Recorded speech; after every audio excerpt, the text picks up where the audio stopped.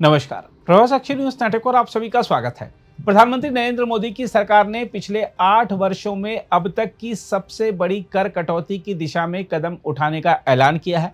इस कदम से सरकार की आमदनी पर दबाव तो बढ़ेगा, लेकिन उद्योग जगत और राजनीतिक विश्लेषकों के अनुसार यह मोदी की छवि को मजबूत करने वाला फैसला साबित होगा, खासकर उस समय जब भारत और अमेरिका के बीच व्यापारिक तनातनी जारी है।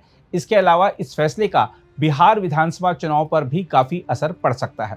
हम आपको बता दें कि सरकार ने वस्तु एवं सेवा कर यानी जीएसटी में व्यापक बदलाव करते हुए कई रोजमर्रा की चीजों और इलेक्ट्रॉनिक उत्पादों को सस्ता करने की दिशा में कदम बढ़ाए हैं। नया कर ढांचा अक्टूबर से लागू हो सकता है।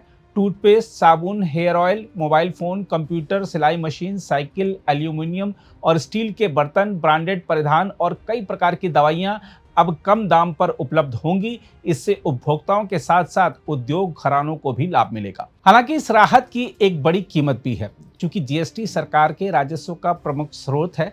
ऐसे में कर कटौती से केंद्र और राज्यों को हर साल लगभग 20 अरब डॉलर का नुकसान होगा। वहीं आईडीएफसी फर्स्ट बैंक का अनुमान है कि इन कटौतियों से अगले 12 महीनों में भारत की जीडीपी में 0.6% की वृद्धि हो सकती है। इसके साथ ही विशेषज्ञों का मानना है कि जीएसटी सुधार का यह समयबद्ध निर्णय आर्थिक से ज्यादा राजनीतिक रणनीति है। दरअसल बिहार विधानसभा चुनाव नजदीक हैं और बेरोजगारी विपक्ष के लिए बड़ा मुद्दा बना हुआ है। ऐसे में कर कटौती जनता को प्रत्यक्ष लाभ पहुंचाकर बीजेपी के पक्ष में माहौल बना सकती है। हम आपको याद दिला दें कि इस बार के आम बजट में 12 लाख रुपए तक की आय को कर मुक्त कर दिया गया था, जिससे बीजेपी को दिल्ली विधानसभा चुनाव में 1993 के बाद पहली बार जीत मिली थी। इसके अलावा हाल ही में अमेरिकी राष्ट्रपति डोनाल्ड ट्रंप ने भारत से आने वाले उत्पादों पर 50% तक टैरिफ बढ़ा दिए हैं। इसके जवाब में प्रधानमंत्री मोदी ने स्वतंत्रता दिवस के भाषण में देशवासियों से मेक इन इंडिया उत्पादों का उपयोग करने की अपील की। यह घरेलू निर्माण क्षेत्र को बढ़ावा देने और अमेरिकी दबाव का जवाब देने की कोशिश मानी जा रही है। दूसरी ओर भारत में 2017 में लागू हुए जीएसटी को आज़ादी के बाद सबसे बड़ा कर सुधार माना गया, जिसने पूरे देश को एक साझा आर्थिक ढांचे में बांध दिया। लेकिन इसकी जटिलता पर लगातार सवाल उठते रहे, जैसे कैरामेल पॉपकॉर्न पर 18% और नमकीन पॉपकॉर्न पर 5% टैक्स लगाना। अब सरकार ने 28% वाले टैक्स स्लैब को लगभग समाप्त करने का फैसला किया है और 12% श्रेणी के ज्यादातर सामानों को 5% पर लाया जाएगा। इससे उपभोक्ता वस्तुएं और पैकेज्ड फूड काफी सस्ते होंगे। जीएसटी सुधारों पर आई ताजा खबरें संकेत देती हैं कि केंद्र सरकार अब इसे अगली पीढ़ी का जीएसटी कहकर एक व्यापक और सरल संरचना बनाने की ओर बढ़ रही है। मौजूदा 4 स्लैब 5%, 12%, 18%, 28% को घटाकर केवल 2 मुख्य दरों 5% और 18% तक सीमित करने तथा विलासिता और अहितकर वस्तुओं पर 40% विशेष कर लगाने का प्रस्ताव निश्चित ही एक बड़े बदलाव की ओर इशारा करता है। देखा जाए तो जीएसटी की कम दरों का सीधा असर रोजमर्रा की वस्तुओं और वाहन जैसे महंगे उत्पादों पर पड़ेगा। इससे आम उपभोक्ता की जेब पर बोझ घटेगा और खपत बढ़ेगी। साथ ही वर्गीकरण विवाद जैसे छोटी कार बनाम एसयूवी या नमकीन पॉपकॉर्न बनाम कैरामेल पॉपकॉर्न जैसी जटिलताओं को सुलझाने में मदद मिलेगी। इसके अलावा मोदी सरकार का दीर्घकालिक लक्ष्य एकल जीएसटी स्लैब की ओर बढ़ना है, जो विकसित देशों की तरह एक समान आय व्यय क्षमता पर आधारित व्यवस्था होगी। फिलहाल 2047 तक इस संभावना का अनुमान जताया गया है। इसका मतलब है कि मौजूदा सुधार मध्यवर्ती पड़ाव हैं, जिनका अंतिम उद्देश्य कर व्यवस्था को पूरी तरह सरल और स्थिर बनाना है। देखा जाए तो अगली पीढ़ी का जीएसटी आर्थिक सुधारों का महत्वपूर्ण पड़ाव है, जो उपभोक्ता हित और कारोबारी सुगमता दोनों को साधने की कोशिश करता है। लेकिन इसकी स्थायित्व क्षमता तभी साबित होगी जब सरकार राजस्व घाटे की भरपाई के व्यवहारिक समाधान पेश करे और राज्यों के साथ सहमति बनाए रखे। यह सुधार निश्चित ही कराधान की राजनीति और आर्थिक रणनीति दोनों का मिश्रण है। हम आपको बता दें कि सरकार को इस समय सबसे अधिक कर संग्रह यानी 65% तक का जो कर संग्रह है वो 18% वाले स्लैब से आता है। 28% वाले स्लैब से कुल राजस्व का 11% आता है, जबकि 12% वाले स्लैब से केवल 5% की आमदनी होती है। आवश्यक वस्तुओं पर लगने वाला 5% का न्यूनतम कर स्लैब केंद्र के कुल जीएसटी राजस्व में 7% का योगदान करता है। जीएसटी दरें घटने के बाद कई वस्तुएं जिन पर पहले 12% या 18% कर लगता था, अब 5% वाले स्लैब में आ जाएंगी और उपभोक्ताओं के लिए सस्ती हो जाएंगी। जो चीज़ें सस्ती होने जा रही हैं, यदि उनका जिक्र करें तो आपको बता दें कि इसमें दंत मंजन, बालों का तेल, साबुन जिसमें सभी श्रेणियों के साबुन हैं, टूथपेस्ट, कुछ ब्रांडेड किस्में इसमें शामिल हैं, छाते, mobile phone, processed food, computer, सिलाई मशीनें, जल फिल्टर और non electric purifier, pressure cooker, electronic इस्त्री यानी आयरन, गीजर, वैक्यूम क्लीनर जो कि लो कैपेसिटी के होंगे और गैर व्यावसायिक होंगे। इसके अलावा विकलांग व्यक्तियों के लिए गाड़ियाँ, रेडीमेड वस्त्र जो कि 1000 से अधिक मूल्य वाले होंगे, जूते चप्पल जो कि 500 से 1000 रुपये तक के होंगे, अधिकांश वैक्सीन, HIV, हेपेटाइटिस, TB की डायग्नोस्टिक किट्स, कुछ आयुर्वेदिक और यूनानी दवाइयाँ, अभ्यास पुस्तिकाएं यानी एक्सरसाइज बुक्स, ज्योमेट्री बॉक्स, नक्शे और ग्लोब, एल्यूमिनियम और स्टील के बर्तन, साइकिलें, non kerosene stove, barbecue, liquid soap, सार्वजनिक परिवहन वाहन, इस पर बेचने पर या किराए पर जो टैक्स है वो कम नहीं होगा। इसके अलावा ग्लेज्ड टाइल्स जो कि साधारण और गैर लग्जरी होंगी, या इसके अलावा प्री फैब्रिकेटेड बिल्डिंग्स, वेंडिंग मशीनें, कृषि उपकरण जैसे मैकेनिकल थ्रेशर, पैकेज्ड फूड जैसे कंडेंस्ड मिल्क, जमी हुई सब्जियां की कुछ किस्में, सोलर वाटर हीटर, ये सब दिवाली से सस्ती हो जाएंगे। इसके अलावा 18% और 28% टैक्स वाली वस्तुएं भी सस्ती होंगी, जैसे बीमा 18% से घटाकर 5% हो जाएगा जो उस पर GST देना होता है। कुछ मामलों में ये शून्य भी हो जाएगा GST। इसके अलावा सेवा क्षेत्र में GST दर के बारे में संभावना है कि यह 18% पर ही बनी रहेगी। साथ ही cement, ready mix concrete, air conditioner, television, refrigerator, washing मशीनें, कार और मोटरसाइकिल सीटें जिसमें कुछ पर अलग दरें लग सकती हैं, ये सब सस्ती होंगी। रेल इंजन पर छत पर लगे package, AC units, aerated water, dishwasher, व्यक्तिगत उपयोग के लिए विमान, protein concentrate, sugar syrup, aroma coffee, coffee concentrate, dental floss, व्यावसायिक प्लास्टिक उत्पाद, रबर टायर जो कि साइकिल और कृषि वाहनों के लिए कम दरें होंगी इसमें।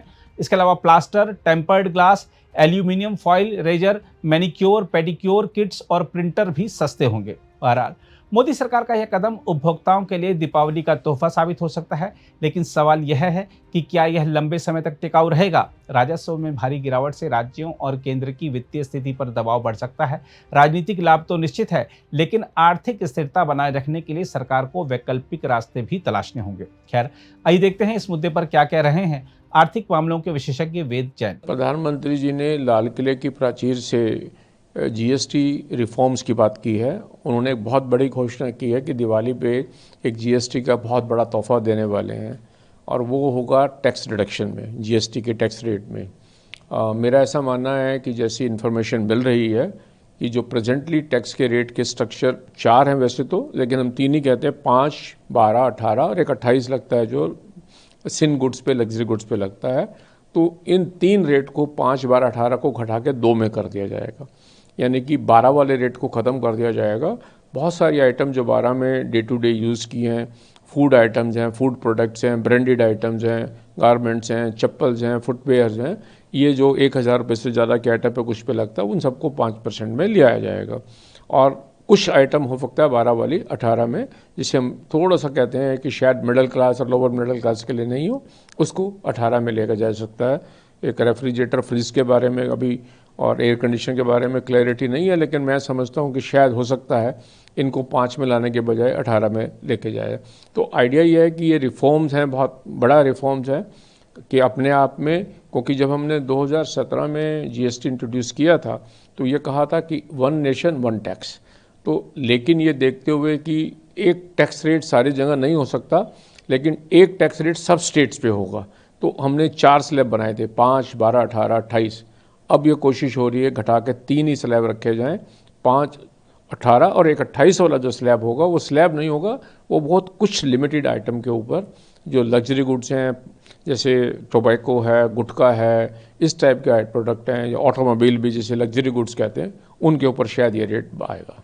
देखिए 3 पिलर में एक सबसे पहला है स्ट्रक्चरल चेंजेस। स्ट्रक्चरल चेंजेस में ये कहना है कि 8 साल के एक्सपीरियंस में जो इंडस्ट्रीज़ को जो चैलेंजेस आ रहे हैं GST के स्ट्रक्चर में, पर्टिकुलरली इन्वर्टेड ड्यूटी हम कहते हैं कि जब इनपुट टैक्स ज़्यादा हो, जो मैं माल लेता हूँ रॉ मटेरियल उस पर हायर रेट हो, और जो मैं माल बनाकर बेचता हूँ उस पर कम हो, तो मेरे पास हमेशा इनपुट टैक्स क्रेडिट रहेगा। तो उसको करेक्शन करने की है। अब मेरा ऐसा मानना है जीएसटी काउंसिल पे बहुत अच्छा डाटा इकट्ठा हुआ है और लोगों के रिप्रेजेंटेशंस आए हुए हैं, तो वो जो स्ट्रक्चरल चेंजेस करने की ज़रूरत है, जिससे कि टीथिंग प्रॉब्लम्स है इंडस्ट्री को, बिजनेस को काम करने की, वो स्ट्रक्चरल चेंजेस इन्वर्टेड ड्यूटी उसको करेक्शन करने की बात है। दूसरा जो मैंने अभी बात की वो टैक्स रेट के बारे में थी कि भाई अब अनुभव आ गया है कि हमें टैक्स रेट, शुरू में हमें उस समय चिंता थी 2017 में कि अगर हम रेट कम रखेंगे तो शायद कलेक्शन गिर जाए, तो स्टेट और सेंटर के खर्चा पूरा करने में शायद दिक्कत आ सकती है।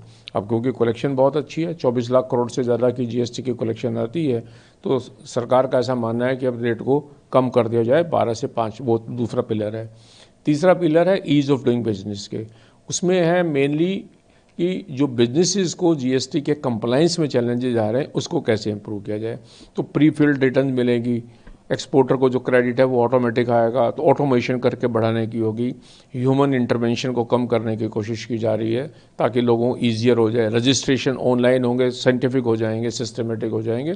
तो ये ईज ऑफ डूइंग बिजनेस की बात हो रही है। तो ये तीनों अपने आप में सेकंड जनरेशन के रिफॉर्म मान के चलना चाहिए हमें जीएसटी में, और जो आज की डेट में हम जिस ढंग की हमारी भारत की अर्थव्यवस्था है उसके लिए बहुत ज़रूरी है। देखिए, इनको हम सिन गुड्स कहते हैं कुछ को, जैसे टोबैको है, गुटखा है, इसमें पॉलिसी ये होती है कि कोशिश ये की जाए कि इसकी कंजम्पशन को बढ़ावा ना मिले, ताकि महंगी कर दी जाएगी तो कंजम्पशन कम होगी, तो इसको सिन गुड्स कहते हैं इसीलिए। और एक लग्जरी गुड्स है कि जो लोग बहुत ज़्यादा पैसा खर्च करते हैं तो उसके ऊपर टैक्स देना चाहिए। तो वो एक डिपेंड करता है कि टैक्स की कलेक्शन को और कितना उसके ऊपर बेयर है।